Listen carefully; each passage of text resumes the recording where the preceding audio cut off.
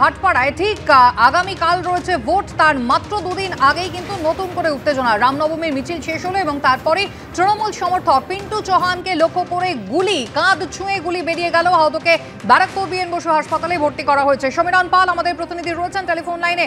সমীরণ, কি ঘটেছে, কেমন রয়েছেন আহত তৃণমূল সমর্থক? আহতের অবস্থা স্থিতিশীল, যেটা আমরা হাসপাতাল সূত্রে জানতে পারছি। গতকাল রাতেই তাকে ব্যারাকপুরের বিএন বসু মহকুমা হাসপাতালে ভর্তি করা হয় এবং গতকাল সন্ধ্যায় যখন ভাটপাড়া জুড়ে রামনবমীর মিছিল শেষ হয়, মিছিল শেষ হওয়ার পরেই উত্তেজনা তৈরি হয়। ভাটপাড়া পুরসভার 17 নম্বর ওয়ার্ড 13 নম্বর গলি, সেখানে পিন্টু চৌহান একজন তৃণমূল সমর্থক জুটমিলের শ্রমিক, তিনি কয়েকজনের সঙ্গে দাঁড়িয়ে ছিলেন। আচমকা কয়েকজন বিজেপি সমর্থকের সঙ্গে তার বচসা হয়।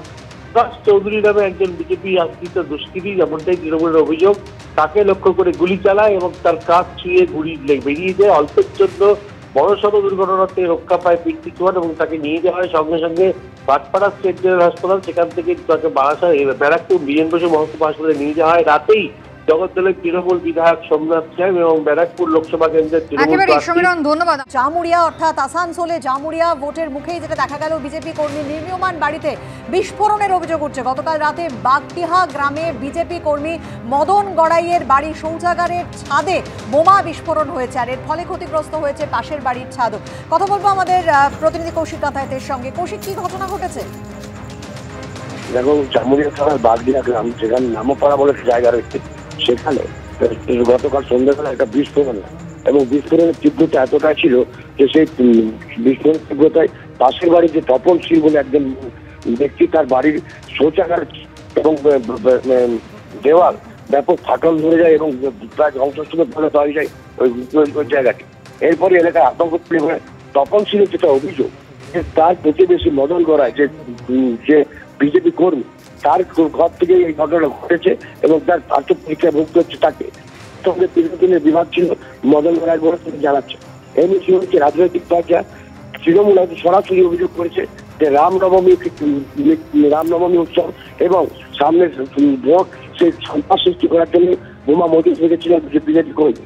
যদিও বিজেপির দাবি যে গোটা ঘটনাটার পিছনে তৃণমূলের হাত রয়েছে, তারাই প্ল্যান করেছে যে ওই বোমাগুলিকে এনে পড়ে সেখানে রাখা হয়েছে। দক্ষিণ 24 পরগনার ছবি আপনাদের দেখাবো, কুলপি, যেখানে রীতিমতো উত্তেজনা ছড়ালো। 100 দিনের কাজে বঞ্চিতদের নিয়ে তৃণমূলের ডাকা সালিশি সভায় হলো এই উত্তেজনা। তৃণমূলের ডাকা সালিশি সভাতেই 3 জন তৃণমূল নেতাকে দীর্ঘক্ষণ আটকে রাখলেন গ্রামবাসীরা। তৃণমূল নেতাদের নিয়ে চলল টানা হ্যাচড়া।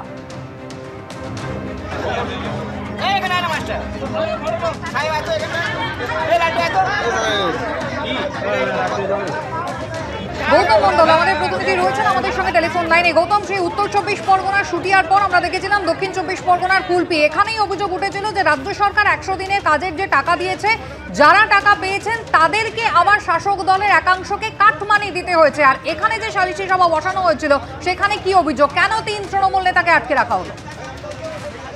দেখো বৃষ্টি, এই ঘটনা যখন গত কয়েকদিন আগে যখন রাজ্য সরকারের দেওয়া টাকা মজুরি, বকেয়া মজুরি যখন হয় শ্রমিকদের, টাকা ঢোকে, 10,000 টাকা ঢোকে এবং প্রশাসন যেটা জানিয়েছিল এখানে 96 জনের অ্যাকাউন্টে সেই টাকা ঢুকেছিল। কিন্তু গ্রামবাসীদের অধিকাংশের যে অভিযোগ, যারা 100 দিনের কাজ করেছিলেন 22-23 বর্ষে, তাদের যেটা অভিযোগ যে যারা প্রকৃত যারা কাজ করেছেন, যারা শ্রমিক, তাদের অ্যাকাউন্টে টাকা ঢোকেনি। যারা কাজ করেননি, যারা তৃণমূল ঘনিষ্ঠ, যারা নেতাদের ঘনিষ্ঠ, তাদের অ্যাকাউন্টে টাকা ঢুকেছে। এই কাজ কারা দেখভাল করতেন? এই কাজটা দেখভাল করতেন তাদের প্রথমে যে নামটা উঠে এসছে এখানকার করঞ্জলি গ্রাম পঞ্চায়েতের অঞ্চল সভাপতি তৃণমূলের এবং সভাপতি কার্তিক বিশ্বাস, এবং তার বিশ্বাস ছিলেন সুপারভাইজার। এবং অর্থাৎ 100 দিনের কাজের যে রাজ্য টাকা দিচ্ছে, সেখানেও দুর্নীতির অভিযোগ উঠছে। শুটিয়ার পর আমরা কুলপির সেই একই ছবি দেখতে পাচ্ছি।